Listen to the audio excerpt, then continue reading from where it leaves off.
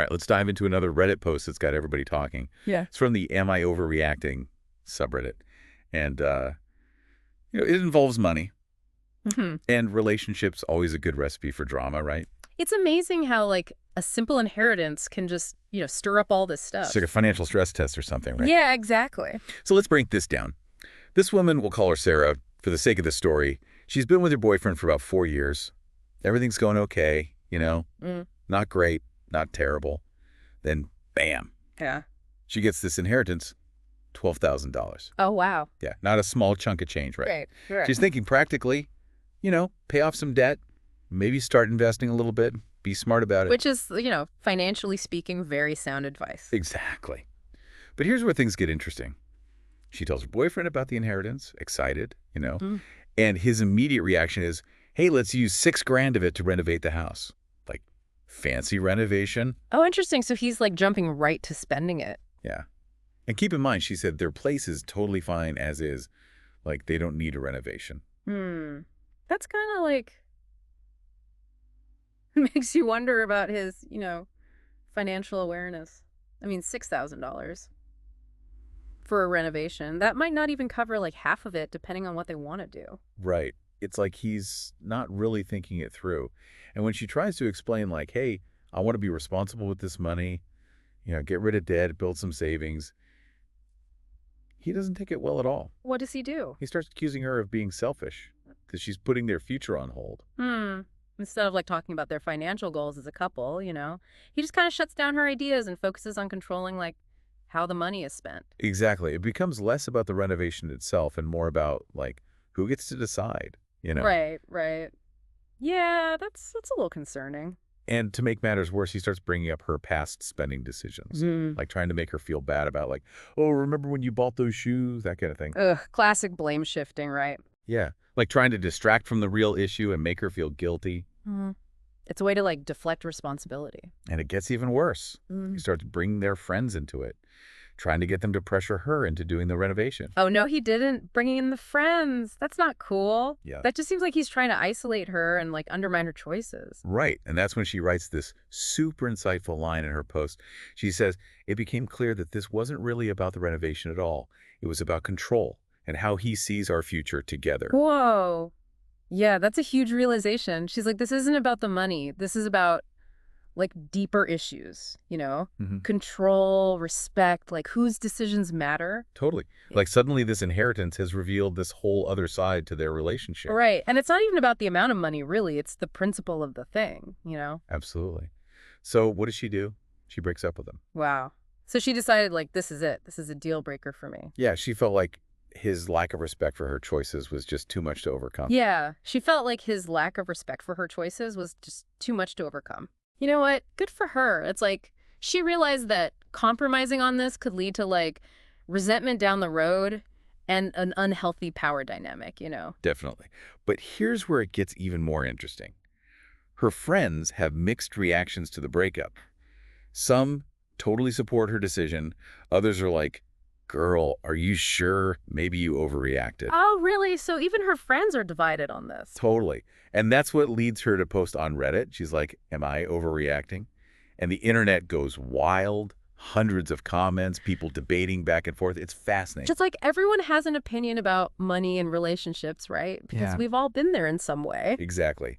So let's dive into some of those Reddit responses because they are juicy. Like, they really get into the heart of this whole inheritance drama. Okay, I'm ready. Let's hear what the people have to say. So one commenter, Magdovis, they're like, nope, not overreacting. It's not his money. And he wanted to control it. Straight to the point, right? Yeah, I mean, a lot of people feel that way about inheritances, especially if you're not married. Like, it's your separate property. Exactly. And another commenter, Shay Machandra, they went even further. They said, OMG red flag. You're not married. It's not his money. And he is trying to manipulate you. You're right to break it off. Good for you. Wow, they're really seeing this as a sign of things to come, huh? Like, if he's doing this now, what could happen later? Right. But then you have commenters like Ratchgolds, who are a little more hesitant. They say, $12K isn't much. Do you guys do shared finances with being together for 4 years, or is everything separate? If you elect him over not being able to communicate properly over spending $6K, then you do you, but seems like a communication issue that you threw a 4-year relationship out over. Okay, yeah, I can see where they're coming from. Like maybe it was a communication breakdown and they just needed to talk it through better. Right. And then Canyon Coyote chimed in with, there is more to this very vague story. You guys own a place and he's furious over $12K. Are you splitting the mortgage or rent? Does he pay for more things than you? Is there anything you are leaving out here? Generally, people don't blow up happy relationships of 4 years over $12K. Yeah, it's true. We're only getting her side of the story. There could be other financial stuff going on that we don't know about. Exactly. But even with those potential missing details, there's a lot to unpack here, right? Like this story clearly hit a nerve with people. Oh, yeah, for sure. Over 1,800 upvotes and hundreds of comments. Yeah. That's not nothing. It's like this situation, even though it's specific to Sarah, it taps into these broader anxieties that a lot of people have about money and relationships. Absolutely. It's like, how do you balance individual financial goals with the needs of the partnership? And where do you draw the line? Yeah. And this whole thing sparked a big debate online about financial autonomy versus shared decision-making. Right, because there's no one right answer, you know? Some couples prefer totally separate finances. Others are all about joint accounts and shared responsibility. It's about finding what works for you as a couple and communicating clearly about it, right? Definitely. And those early conversations about money, even though they can be awkward, are so important for setting the stage for a healthy financial partnership. It's like getting those potentially uncomfortable topics out of the way early on can save you a lot of headaches down the road. Exactly. Prevention is key, right? So let's circle back to Sarah's original question. Am I overreacting? Based on everything we've talked about, what do you think? Was she justified in breaking things off? Honestly, it's a tough call.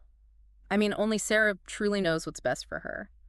But from what she shared in her post, her boyfriend's behavior is definitely concerning. Like, even if there is more to the story from his side, those red flags are kind of hard to ignore, you know? Yeah, like the controlling tendencies, the manipulation, the disrespect for her financial choices. Those are all big warning signs. That's like this inheritance, in a way, did her a favor. It revealed a side of him that maybe she hadn't seen before. It was like a forced compatibility test, you know? And it showed that they might not be as aligned as she thought, at least when it comes to finances. This whole deep dive has been so eye-opening. It's like we've gone beyond just this one Reddit post and gotten into this bigger conversation about what makes a relationship work, financially speaking. It's a reminder that money can be a huge source of stress in relationships, but it can also be an opportunity for growth, you know? Like if you're willing to have those honest, sometimes difficult conversations. Totally. Before we wrap up, I just want to remind everyone to like this episode and subscribe to Voices of the Soul for more thought-provoking deep dives. And hey, if you're loving this kind of content, make sure to check out Shauna Pelage's YouTube channel for even more insights. Yes. We love connecting with our listeners, so let us know what stood out to you in this story. What are your thoughts on financial transparency and decision-making with a significant other? Share your thoughts in the comments. We might even feature them in a future episode. All right, so as we wrap up, what are some key takeaways our listeners can glean from this story? Well, I think the biggest one is financial compatibility is just as important as emotional compatibility, you know? Don't be afraid to talk about money early on in a relationship. Yeah, I love that. Getting those potentially awkward money conversations out of the way can save you so much trouble later. What else? Secondly, prioritize open and honest communication about finances. You know, transparency and trust are super important. Don't be afraid to have those money talks, even if they're a little uncomfortable at first. I mean, being open about money can actually bring you closer together, right? It builds that trust. Absolutely. And lastly, remember that you have the right to financial autonomy no matter what your relationship status is. Your finances are your choices, and no one should control your money or tell you how to spend it without your consent. That's so powerful. Your finances, your choices. I love that. Exactly. If you ever find yourself in a situation where your partner is trying to control or manipulate you with money, it's important to set boundaries and seek support. Protect your financial well-being and your emotional health. That's key. This deep dive has been amazing. Hopefully it encourages all our listeners to think about their own relationship dynamics and have those important money conversations. Absolutely. And remember, there's no shame in seeking help if you're struggling. Financial therapists and counselors can provide really valuable guidance. They can help you develop healthy communication strategies and figure out what works best for you and your partner. This has been such an insightful conversation. Thank you so much for sharing your expertise with us. It's been my pleasure. I always love these discussions about money and relationships. All right, everyone. That's it for this episode of Voices of the Soul. Don't forget to subscribe and leave us a review. We love hearing from you. And be sure to check out Shauna Pelage's YouTube channel for even more great content. Until next time, keep those deep conversations flowing. You know, it's really fascinating how one little Reddit post can open up this whole can of worms about money and relationships. It's like everyone's got a story, right? Yeah, it's definitely something we can all relate to in some way. Whether we've experienced something similar or just like thought about those dynamics in our own relationships. And what I found really interesting is how it's not even just about the money itself. It's about what the money represents, the deeper values, the communication styles, the power dynamics, all that stuff. Absolutely. It's like money acts as this like revealer. You know what I mean? It brings all that hidden stuff to the surface. Totally. So as we wrap up this episode, I'd love to leave our listeners with some actionable advice. Like, what can someone do to actually improve their financial communication and compatibility with their partner? That's a great question. Okay, first thing that comes to mind is schedule regular money dates.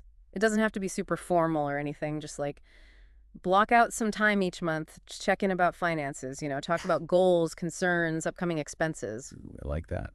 Money dates. It takes the pressure off and makes it more of a routine thing. Exactly. And another tip is to practice active listening. When your partner's talking about money, really try to hear what they're saying, even if you don't agree with everything. Validate their feelings, ask clarifying questions, make sure you're both on the same page. It's about creating that safe space for honest dialogue, right? Exactly.